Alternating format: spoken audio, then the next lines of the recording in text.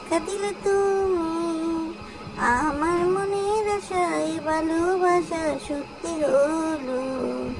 মনের মাঝে তুমি, মনের মাঝে তুমি, মনের মাঝে তুমি, মনের মাঝে তুমি।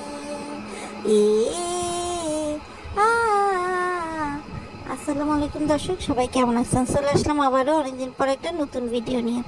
দর্শক, আজকের ভিডিওতে আমি কথা বলবো মূলত হচ্ছে এই শারমিন আর রাজকে নিয়ে। শারমিনের রাজকে নিয়ে কথা বলার কারণ হচ্ছে কত বড় বাটপারি যে শারমিনের রাজ আপনাদের সাথে করে যাচ্ছে, আপনারা হয়তো বা সেটা চিন্তাও করতে পারছেন না। আপনারা হয়তো বা অনেকেই ভাবছেন আমি শারমিন আর রাজের বয়সের পার্থক্য, শারমিনের খুকি সাজার কথা সেই সব বলে বেড়াবো। এগুলো তো দর্শক ইউটিউবে অনেক পুরাতন হয়ে গেছে, এগুলো নিয়ে আমি আজকে আর কোনো কথা বলবো না। আজকে আমি কথা বলবো রাজ কিভাবে তার বড় ভাইয়ের থেকে তার বড় ভাইয়ের থাকা ফ্ল্যাট নিজের করে নিল এবং তার বড় ভাইকে কিভাবে বাড়ি থেকে বের করে দিয়ে নিজে তার ফ্ল্যাটটা দখল নিল। আজকের এই ভিডিওটা বিস্তারিত শুনলে আপনারা অনেক কিছুই জানতে পারবেন। তাই দর্শক, দেরি না করে চলুন মূল ভিডিওটা শুরু করা যাক। যারা এখন আমার চ্যানেলটা সাবস্ক্রাইব করেনি, সাবস্ক্রাইব করে দিয়ে পাশে থাকবেন, বেল আইকনটি বাজিয়ে দিবেন। দর্শক, আপনাদের মনে আছে কিনা জানি না, রাজ আজ থেকে 3 মাস আগে তার চ্যানেলে একটা ভিডিও ছেড়েছিল যে আমার বড় ভাইয়ের বাসায় অনেকদিন পর মাকে নিয়ে ঘুরতে গেলাম। খুব ভালো করে দর্শক খেয়াল করবেন, সেই ভিডিওতে যে বাসাটা দেখানো হয়েছে সেই বাসাতেই কিন্তু এখন রাজ আর শারমিন থাকতো। আপনারা ভালো করে খেয়াল করবেন, মিম যখন ফিরনি আনার জন্য শারমিনদের বাড়ি গিয়েছিল, মিমের ভিডিওতে খুব সুন্দর করে সেই বাড়ির গ্যারেজ থেকে শুরু করে সিঁড়ি, ফ্ল্যাট নাম্বার সব কিছুই দেখানো হয়েছিল। এবং আপনারা জানলে অবাক হবেন যে 6 তলাতেই কিন্তু রাজের বড় ভাই থাকতো। এবং রাজেরা তো প্রথমে হচ্ছে একটা ছোট ফ্ল্যাট নিয়েছিল, এখন অক্টোবর মাসে বড় ফ্ল্যাটে ট্রান্সফার করেছে। এই বড় ফ্ল্যাটে কিন্তু আগে তার বড় ভাই থাকতো, কিন্তু শারমিন এসে কিন্তু ডাহা মিথ্যা কথা বলে দিয়েছে যে তার বড় ভাসুর হচ্ছে বিক্রমপুরে বা কেরানীগঞ্জে থাকে এবং সেখানে তার শাশুড়ি মা গেছে। আসলে ঘটনা তা না। আপনারা অনেকেই হয়তো বা ওই যে পাকিস্তান একটা সিরিয়াল চলতেছে না, কাভি মে কাভি তুম, ওখানে দেখবেন মাটা কিন্তু বড় ভাইয়ের পক্ষ থাকে আর বাপটা কিন্তু ছেলের পক্ষে থাকে। তো এখানে যেটা হয়েছে যে আপনার তার মা কিন্তু মোটেও খুশি না যে রাজ এভাবে তার ভাইকে বের করে দিবে বা কোনো কিছু। তো এখানে কিন্তু একবারও এই জন্য শারমিন বা রাজ বলে নাই যে তারা হচ্ছে একদম নতুন ফ্ল্যাট নিচ্ছে। একজন মানুষ একটা ফ্ল্যাট কিনলে কখনো পুরাতন ফ্ল্যাট কিন্তু কেনে না। আর কি পরিমাণ নোংরা ছিল আপনারা কিন্তু দেখছেন। এবং তারা কিন্তু একবারও কখনো দেখায় নাই যে তারা আসলে কার কাছ থেকে বাড়ি ভাড়া নিচ্ছে। পারলে তো তারা হচ্ছে পুটকির ইয়েও দেখায় ফেলে, এমন একটা অবস্থা দর্শক দেখাতে দেখাতে, কিন্তু এখানে কিন্তু দেখায় নেই। আরেকটা বিষয় দর্শক আপনাদেরকে একটু বলে রাখি, সেটা হচ্ছে এই যে দেখেন রাজ তার বাপকে নিয়ে ডাইনিং টেবিলে কভার পরাইতেছে, আবার তার বাপের সামনে বলতেছে যে আগে ন্যাংটা ছিল এখন কাপড় পরা দিলাম। একটা ছেলে কত অসভ্য হলে হোক বাপ দারোয়ান, তারপরেও তো বাপ তার সামনে এগুলো বলতে পারে, বলেন। আর আরেকটা বিষয় দর্শক খেয়াল করেছেন কিনা জানি না, সেটা হচ্ছে যে এই যে আপনার রাজ আর শারমিন এদের মধ্যে কিন্তু দর্শক একটা মানে সম্পর্কের একটা হচ্ছে কি বলে এটাকে দ্বিধাদ্বন্দ্ব থাকেই, যে আপনার হচ্ছে দেখা যায় যে মানে দুজনের মধ্যে কেমন যেন একটা তিক্ততা সম্পর্ক বিরাজ করে। এখন আপনারা হয়তো বা জিজ্ঞেস করতে পারেন যে তিক্ততা সম্পর্ক বলতে আপনি কি বোঝাতে চাচ্ছেন?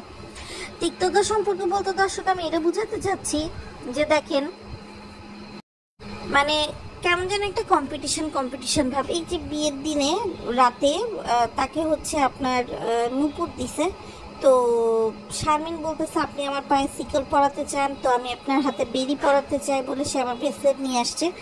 আবার রাজ বলতেছে আমার তো এত বড় লোক না, আমি তো গরিব।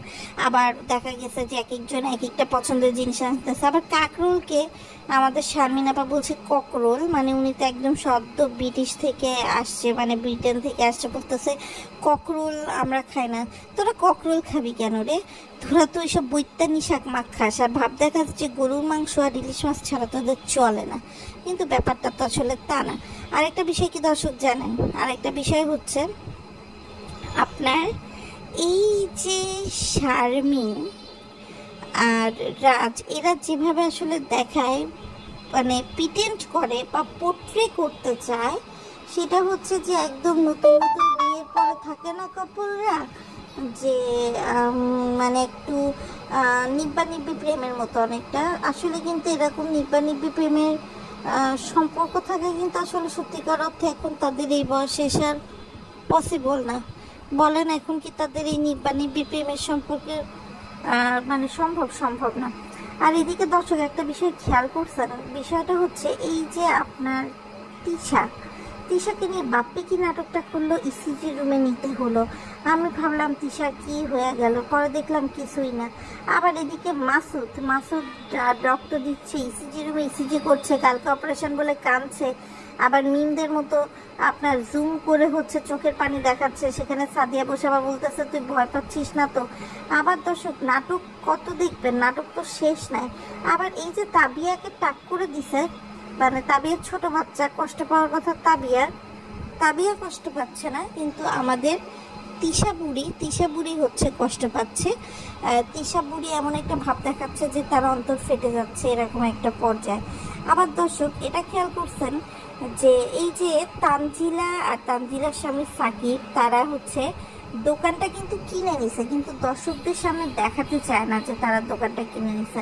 তারা দর্শকদের সামনে ভং ধরছে যে এটা তাদের ভাড়া বাসা, এবং ভাড়া বাসার জন্য আপনার হচ্ছে তারা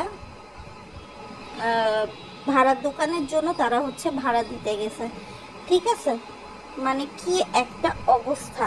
তারপরে দর্শক আরেকটা কথা আপনাদেরকে বলে রাখি, সেটা হচ্ছে তানজিলা শারমিনের সাথে একটা কম্পিটিশন দিছে। শারমিন তার শাশুড়ির জন্য কেক জামা কাপড় কিনে আনছে দেখে তানজিলা হঠাৎ করে মিনা বাজারে গিয়ে মানে শপিং দেখে বস্তির মতো শপিং করে বেড়াইছে। কি আর বলবো। আরেকটা বিষয় দর্শক না বললেই না, সেটা হচ্ছে বাবু মানে একদম কামলা খাটে না দর্শক, একদম কামলার মতো হয়ে গেছে। বাবু মিমকে হচ্ছে স্বামীর সুখ দিয়ে বেড়ায়, আর তার বদলে মিম বাবুকে ভাত দিয়ে বেড়ায়। অর্থাৎ মিমের দরকার ছিল একটা পুরুষ, একটা নাম, সেই নামটা বাবু তাকে দিছে। আর বাবুর পুরো আপনার যে দেখাশোনা করা বা মানে একদম পেলে বড় করা পর্যন্ত সব কিছুই মিম তাকে প্রোভাইড করতেছে। এই দিক দিয়ে দর্শক দেখেন যেটা হয়েছে, যে তিশা কালকে পাপিয়াকে দেখে খয়রাতের মতো কয়েকটা জিনিস দিল, এবং জিনিস দিয়ে সে এমনভাবে দর্শকের নাম করে কথাগুলো শোনাইলো, সে তার মনের ডিশগুলো পাপিয়াকে শোনাইলো। অথচ টাইটেল কি দিল, যে পাপিয়া কেন 9 মাসে কি হলো পাপিয়ার সাথে। অর্থাৎ সবাই ভাবছে পাপিয়ার বাচ্চা কিভাবে মারা গেল সেটা হয়তো বা তিশা বলবে, আসলে কিন্তু বলেনি। আসলে আমার কিবরিয়া ভাইয়ের প্রতি সম্মান দর্শক বেড়ে গেছে, কেননা কিবরিয়া ভাই আসলে যেভাবে বলে, যা বলে ওদের সম্পর্কে আসলে সঠিকই বলে। ওরা আসলে এরকম জুতা পেটা ঝাড়ু পেটা খাওয়ারই মানুষ।